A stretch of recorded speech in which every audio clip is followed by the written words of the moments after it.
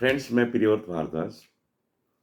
मेरा आज का टॉपिक है हमारी कुंडली में सबसे ज़्यादा इम्पोर्टेंट ग्रह कौन-सा होता है? फ्रेंड्स, वैसे तो 9 प्लैनेट्स मिलकर रूल करते हैं हमारी कुंडली को, हमारे जीवन चक्र को। लेकिन उसमें 7 विज़िबल हैं, यानी कि ब्रह्मांड में मौजूद हैं। 2 ग्रह इनविज़िबल हैं, राहु और केतु। इनकी प्रेज़ेंस इसी तरह होती है जैसे हम अपने जीवन में पितरों की पूजा करवाते हैं, पितरों को प्रसन्न करने के लिए तरह-तरह के कार्य करते हैं। तो उसी तरह हम राहु और केतु को प्रसन्न करने के लिए तरह-तरह के कार्य करते हैं। फ्रेंड्स, केतु मोक्ष का कारक है और ये हमें याद दिलाता है कि हम पूर्व जन्म में क्या कार्य अधूरा छोड़ कर आए थे, जिसके चलते हमें ये जन्म मिला। इस जन्म में हमने उस कार्य को कर लिया, तो हमें सीधा मोक्ष की प्राप्ति हो जाएगी, जो हर एक जीवात्मा का अंतिम लक्ष्य है। तो फ्रेंड्स, किसी भी कुंडली को हम ध्यान से एनालाइज करते हैं, तो केतु जहाँ पर बैठा हुआ है, उसकी 3 दृष्टियाँ जहाँ पर हैं, उन घरों को प्रभावित करती हैं। केतु जहाँ पर बैठा हुआ है, उस घर का ओनर, यानी कि ओनर प्लैनेट कहाँ पर बैठा हुआ है, उनकी जहाँ 3 दृष्टियाँ पड़ी थी, उनके ओनर्स कहाँ-कहाँ पर बैठे हुए हैं, किस नक्षत्र में बैठे हुए हैं।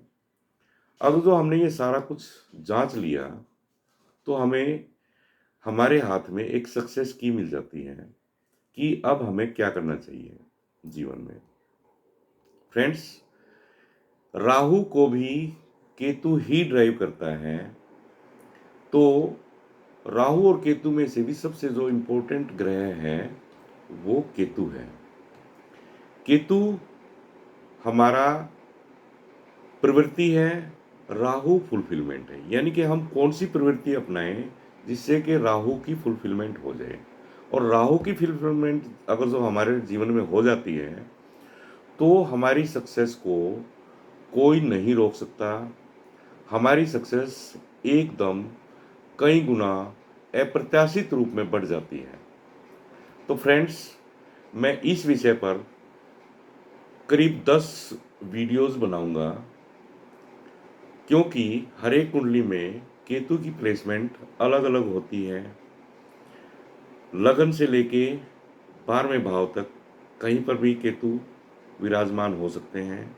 उसी तरह उनकी 3 दृष्टियाँ और फिर उनके जहाँ दृष्टियाँ और जहाँ वो स्वयं हैं, उनके हाउसेस के लॉर्ड्स कहाँ पर हैं, किस नक्षत्र में हैं, इन सब को अगर जो हमें एनालाइज कर लिया, तो हमारे हाथ में सक्सेस की पक्के से आ जाएगी। तो फ्रेंड्स, मेरे चैनल को देखते रहिए, सब्सक्राइब कीजिए, इसको लाइक कीजिए। फ्रेंड्स, अपने दोस्तों में, अपने परिवार में शेयर कीजिए। मैं आने वाले समय पर करीब 10 वीडियोज़ इस टॉपिक पर लेकर आऊँगा, जो हमारे जीवन का मुख्य अंग है।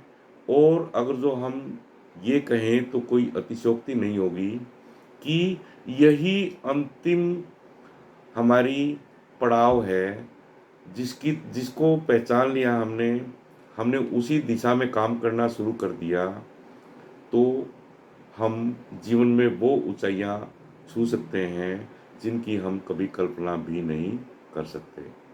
धन्यवाद दोस्तों।